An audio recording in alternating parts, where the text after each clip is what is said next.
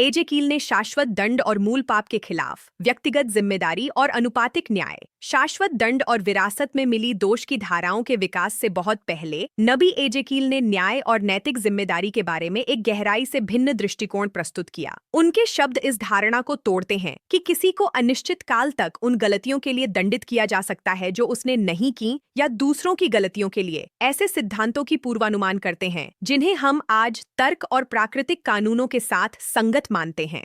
एजे कील का कहना है कि प्रत्येक प्राणी अपने कार्यों के लिए जिम्मेदार है और एक का दोष स्वचालित रूप से दूसरे पर नहीं आता। यह विचार मूल पाप की धारणा का सीधे सामना करता है, जिसे विरासत में मिली दोष के रूप में समझा जाता है, जैसे कि बिना भेदभाव के लागू की गई शाश्वत सजा की धारणा। ध्यान दोष की विरासत से हटकर व्यक्तिगत और सचेत जिम्मेदारी पर केंद्रित हो जाता है। आधुनिक मनोविज्ञान इस तर्क की पुष्टि करता है। जब कल्पा को उत्पत्ति, जन्म या विरासत के द्वारा सौंपा जाता है तो नैतिक परिपक्वता नहीं होती।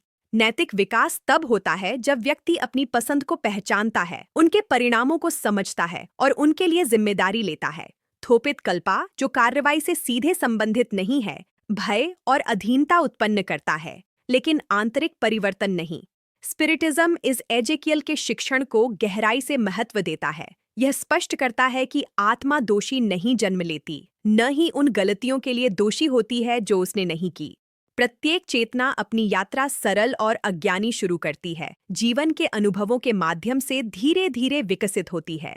दुख एक मूलभूत गलती से नहीं आता, बल्कि विकासात्मक मार्ग में स्वतंत्र इच्छा के असामान्य उपयोग से आता है।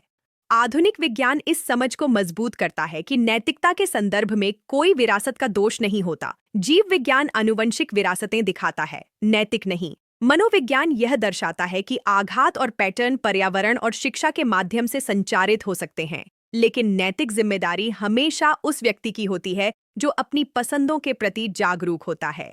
जन्म की स्थिति के लिए शाश्वत दंड का विचार किसी भी अवलोकनीय प्राकृतिक कानून में समर्थन नहीं पाता। दंड की शाश्वतता को नकारते हुए एजेकेल परिवर्तन की निरंतर संभावना के सिद्धांत की भी भविष्यवाणी करता है। यदि मानव अपने रास्तों पर पुनर्विचार कर सकता है, पछतावा कर सकता है और अलग तरीके से कार्य कर सकता है, तो एक अपरिवर्तनीय दंड प्रणाली का कोई अर्थ नहीं है। जहां जागरूकता है, वहां सीखना है। जहां सीखना है, वहां प्रगति है। ओस्प्रिटिज्म इस समझ को विस्तारित करता है कि दिव्य न्याय न तो प्रतिशोधी है और न ही अंतिम। यह शैक्षिक, अनुपातिक और हमेशा पुनर्जनन के लिए खुला है। दुख तब तक बना रहता है जब तक कि चेतना परिवर्तन के प्रति प्रतिरोध करती है। जब सच्चा पछतावा और बदलाव का वास्तविक प्रयास होता है, तो दर्द अपनी अस्तित्व की वजह खो देता है। यह दृष्टिकोण आध्यात्मिकता को विरासत में मिली गलती और शाश्वत भय से मुक्त करता है। यह मानव को अपने लिए जिम्मेदार होने की गरिमा लौटाता है, बिना पूर्व निर्धारित दोषारोपण और बिना सील किए गए भाग्य के। प्रत्येक जीवन एक वैध सीखने, विकास और आंतरिक पुनर्निर्माण का अवसर बन जाता है। यदि इस विचार ने आपको आध्यात्मिक न्याय और व्यक्तिगत जिम्मेदारी की भूमिका को बेहतर समझने में मदद की है, तो लाइक करें, साझा करें और अपनी टिप्पणी छोड़ें। आपकी भागीदारी इस संदेश को और अधिक लोगों तक पहुंचाने में मदद करती है।